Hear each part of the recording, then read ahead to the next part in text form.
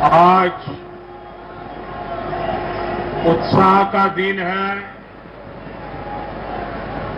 उत्सव का दिन है। ये उत्सव भारत के लोकतंत्र के लिए है।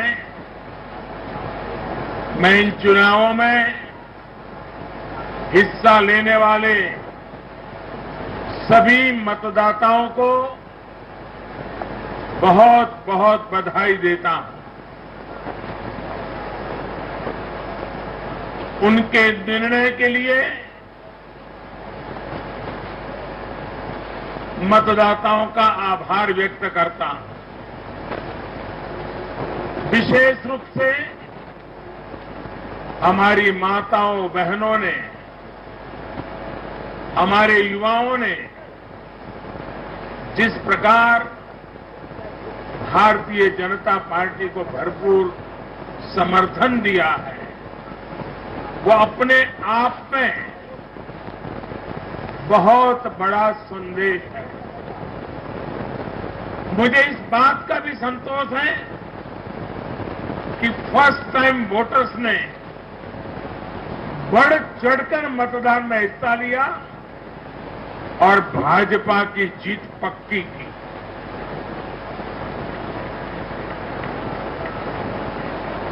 चुनाव के दौरान भाजपा के कार्यकर्ताओं ने मुझसे वादा किया था कि इस बार होली 10 मार्च से ही शुरू हो जाएगी। हमारे कर्मठ कार्यकर्ताओं ने ये विजय ध्वज फहरा करके इस वायदे को पूरा करके दिखाया है। मैं भाजपा के सभी कार्यकर्ताओं की भूरी भूरी प्रशंसा करूंगा, जिन्होंने दिन रात देखे बिना इन चुनावों में कड़ी मेहनत की। हमारे कार्यकर्ता जनता जनार्दन का दिल जीतने में,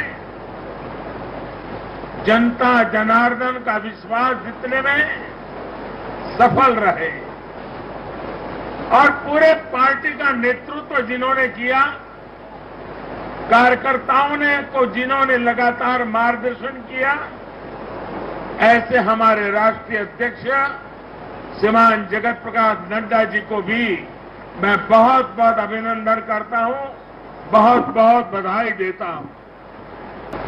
पार्टी के हर छोटे मोटे सभी कार्यकर्ताओं ने, हमारे कर्मठ कार्यकर्ताओं ने ये विजय ध्वज फहरा करके इस वायदे को पूरा करके दिखाया है।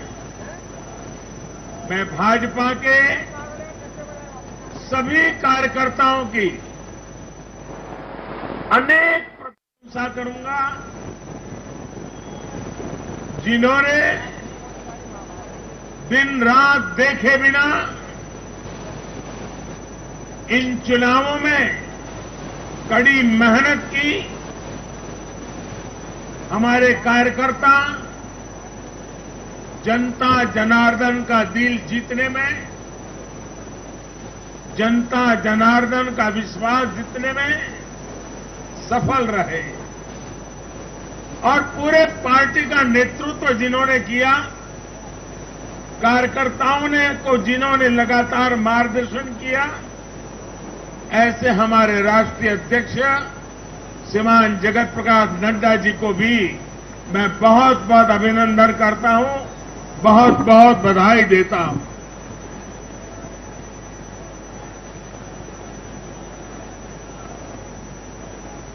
पार्टी के हर छोटे मोटे सभी कार्यकर्ताओं ने उनके अथक परिश्रम से आज एनडीए के लिए जीत का चौका लगाया है।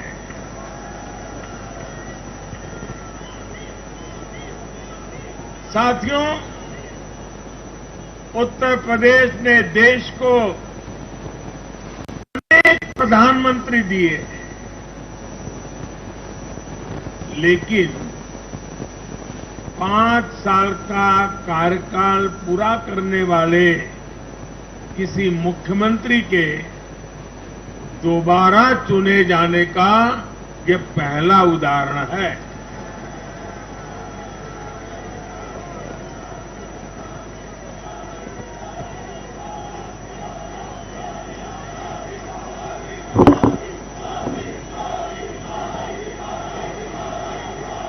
अभी नड्डा जी ने विस्तार से बताया, उत्तर प्रदेश में 37 साल बाद कोई सरकार लगातार दूसरी बार सत्ता में आई है। 3 राज्य यूपी, गोवा और मणिपुर में सरकार में होने के बावजूद बीजेपी के वोट शेयर में वृद्धि हुई है।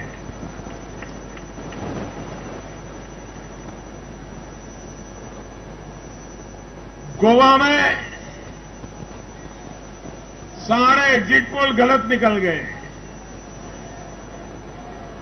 और वहां की जनता ने तीसरी बार सेवा करने का मौका दिया है। 10 साल तक सत्ता में रहने के बाद भी राज्य में बीजेपी की सीटों की संख्या बढ़ी है। उत्तराखंड में भी भाजपा ने नया इतिहास रचा है। राज्य में पहली बार कोई पार्टी लगातार दूसरी बार सत्ता में आई है। यानी सीमा से सटा एक पहाड़ी राज्य, एक समुद्र तटीय राज्य और एक मां गंगा का विशेष आशीर्वाद प्राप्त एक राज्य और पूर्वोत्तर सीमा पर एक राज्य, भाजपा को चारों दिशाओं से आशीर्वाद मिला है।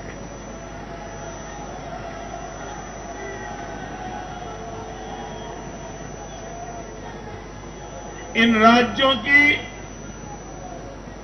चुनौतियां भिन्न है,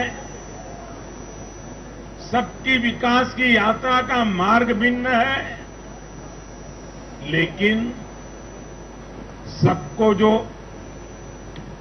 बात एक सूत्र में पिरो रही है वो है भाजपा पर विश्वास। भाजपा की नीति, भाजपा की नीयत और भाजपा के निर्णयों पर अपार विश्वास।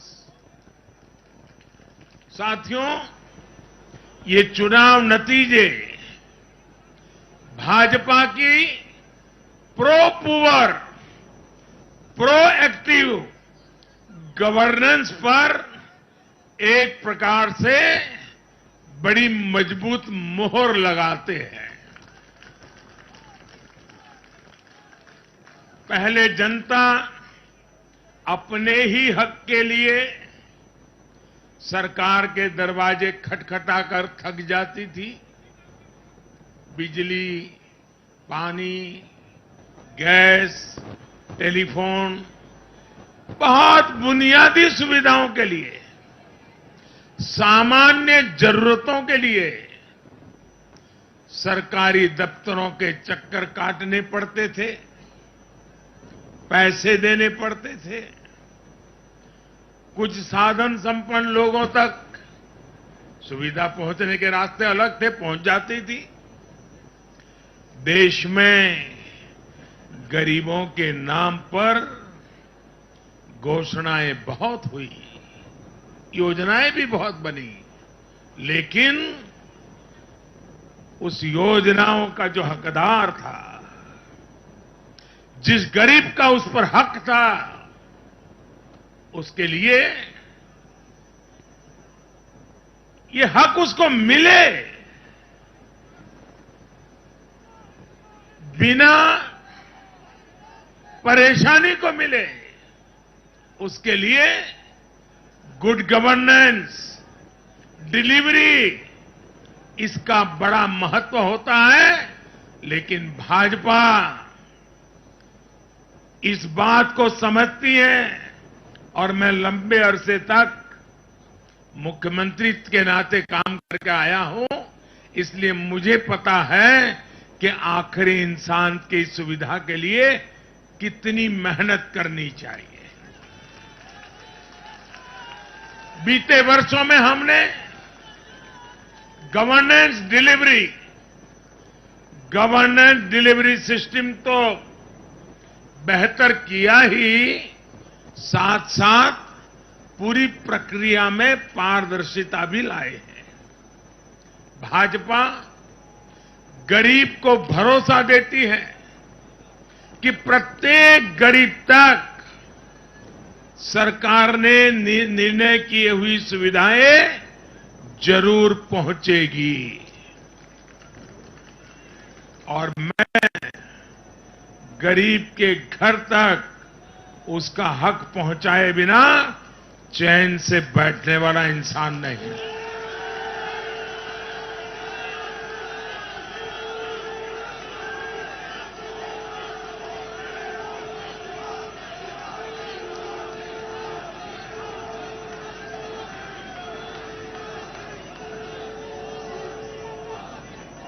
दो दशक से भी ज्यादा समय तक हेड ऑफ द गवर्नमेंट के रूप में सेवा करने का मुझे सौभाग्य मिला है।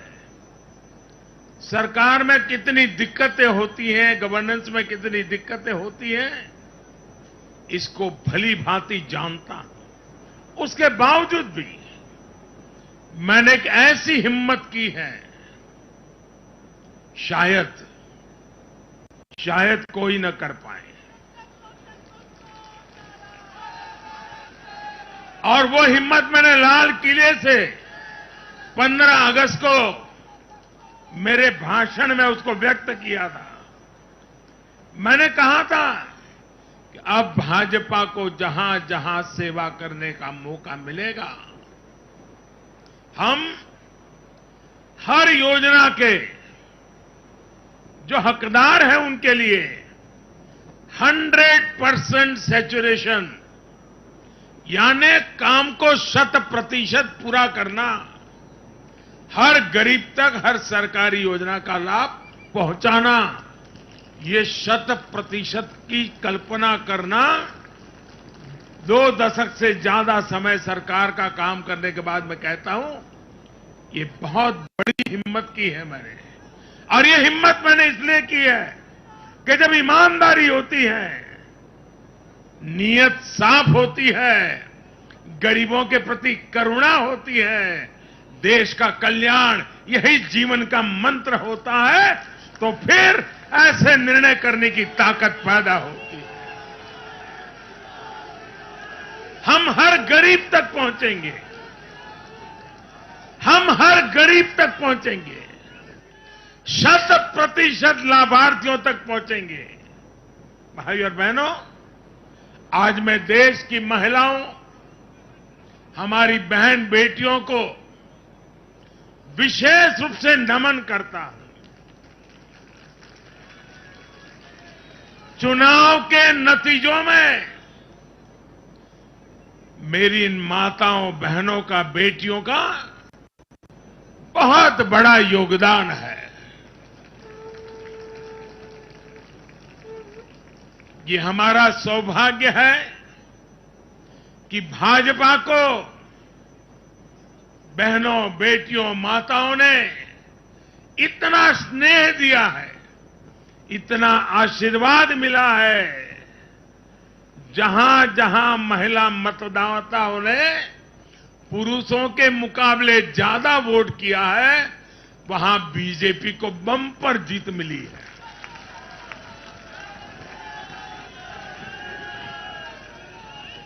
एक प्रकार से हमारी माताएं बहनें, हमारी बेटियां, हमारी ये स्त्री शक्ति भाजपा की जीत की सारथी बनी है।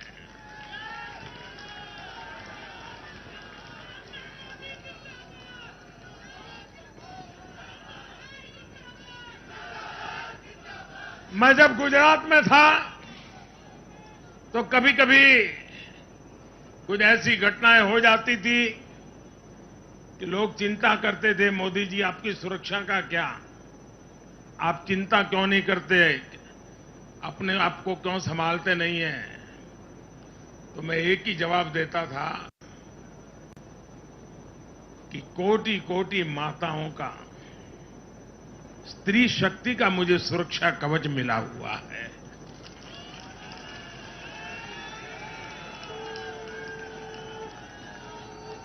साथियों, भारत की माताएं, बहन, बेटियां निरंतर भाजपा पर विश्वास कर रही है। उनको पहली बार विश्वास मिला है कि सरकार उनकी छोटी से छोटी जरूरतों को भी ध्यान में रखती है। साथियों, इन चुनावों के नतीजों ने एक बात और साफ कर दी है कि यूपी की जनता को, और मैं सभी ज्ञानियों को कहता हूं कि देश की भलाई के लिए अब पुरानी घिसी पिटी रिकॉर्ड छोड़ के जरा नए सिरे से सोचना शुरू कीजिए।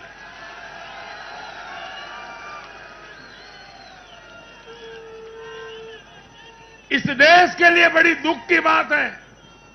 मैं स्वयं बहुत दुख अनुभव करता था जब ये ज्ञानी लोग यूपी की जनता को सिर्फ और सिर्फ जातिवाद के तराजू से तोलते थे, जातिवाद की दृष्टि से देखते थे। मैं समझता हूं कि उत्तर प्रदेश के नागरिकों को जातिवाद की बाड़ाबंदी में बांध करके वे उन जातियों का अपमान करते थे, उन नागरिकों का अपमान करते थे, पूरे उत्तर प्रदेश का अपमान करते थे।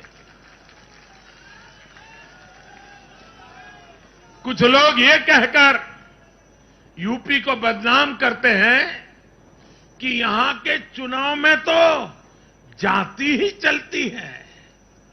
लेकिन भाइयों बहनों, उत्तर प्रदेश के लोगों ने दिखा दिया है।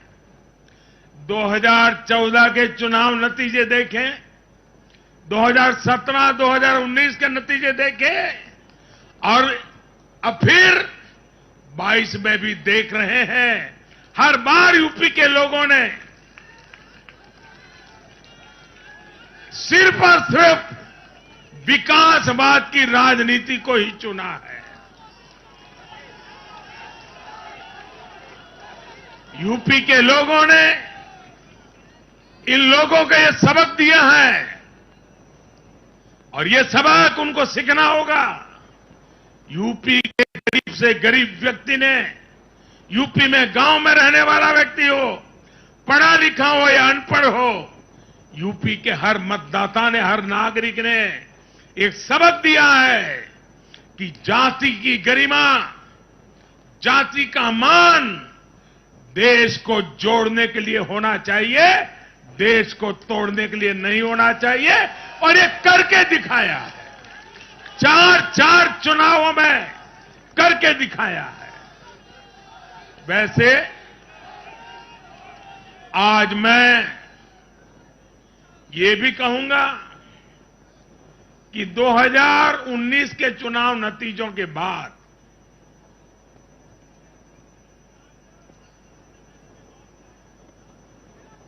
कुछ पॉलिटिकल ज्ञानियों ने कहा था 2019 में जब लोकसभा में हम दोबारा जीत करके आए तो उस ज्ञानियों ने कहा था कि भाई 2019 के जीत में क्या है, ये तो 2017 में ही तय हो गई थी, क्योंकि 2017 में यूपी का रिजल्ट आया था। मैं मानता हूं इस बार भी ये ज्ञानी जरूर कहने की हिम्मत करेंगे कि 2022 के नतीजों ने 2024 के नतीजे तय कर दिए हैं।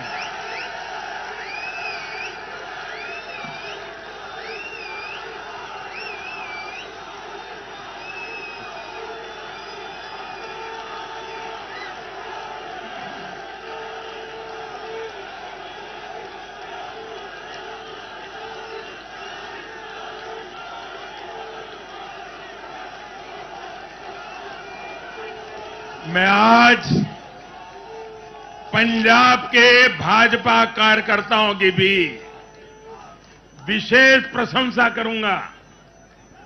उन्होंने विपरीत परिस्थितियों में जिस प्रकार पार्टी का झंडा बुलंद किया है, वो आने वाले समय में पंजाब में भाजपा की मजबूती को, देश की मजबूती को एक अहम स्थान के रूप में विकसित करेंगे, ये मेरा पूरा विश्वास है।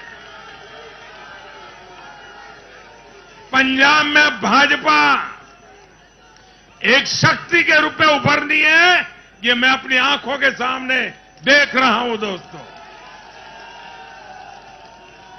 सीमावर्ती राज्य होने के नाते पंजाब को अलगाववादी राजनीति से सतर्क रखना भाजपा का कार्यकर्ता जान की बाजी लगा करके भी इस काम को करता रहेगा।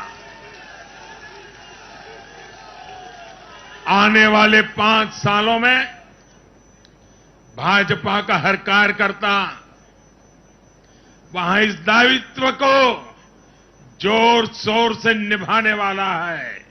ये विश्वास मैं पंजाब की जनता को आज देना चाहता हूं।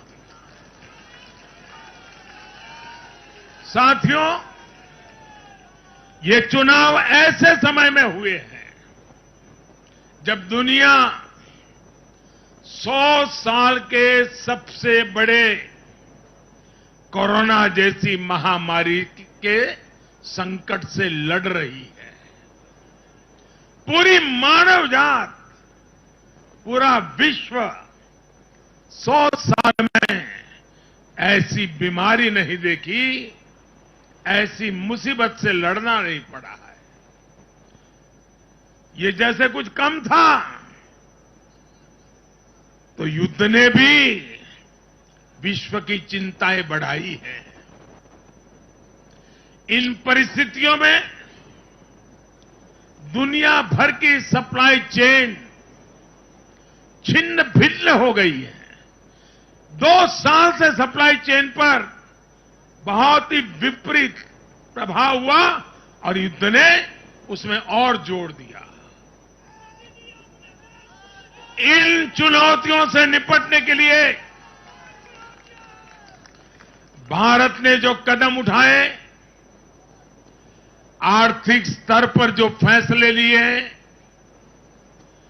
गरीब कल्याण के जो फैसले लिए, उन सभी ने भारत को संभलकर आगे बढ़ने में बहुत मदद की। भारत बच पाया है क्योंकि हमारी नीतियां जमीन से जुड़ी रही। हमारी नीतियां जमीन से जुड़ी रही और हमारे प्रयास निष्ठा और नियत की पटरी पर अविरत आगे बढ़ते रहे। जहां जहां डबल इंजन की सरकार रही, वहां पर जनता के हितों की डबल सुरक्षा हुई और विकास के कार्यों की गति भी तेज हुई। इस समय जो युद्ध चल रहा है, उसका प्रभाव प्रत्यक्ष और परोक्ष रूप से दुनिया के हर देश पर पड़ रहा है। भारत शांति के पक्ष में है। बातचीत से हर समस्या को सुलझाने के पक्ष में है। लेकिन जो देश सीधे जंग लड़ रहे हैं, भारत का उनसे आर्थिक दृष्टि से, सुरक्षा की दृष्टि से, शिक्षा की दृष्टि से, राजनीतिक दृष्टि से नाता है। भारत की बहुत सारी जरूरतें इन देशों से जुड़ी हुई हैं।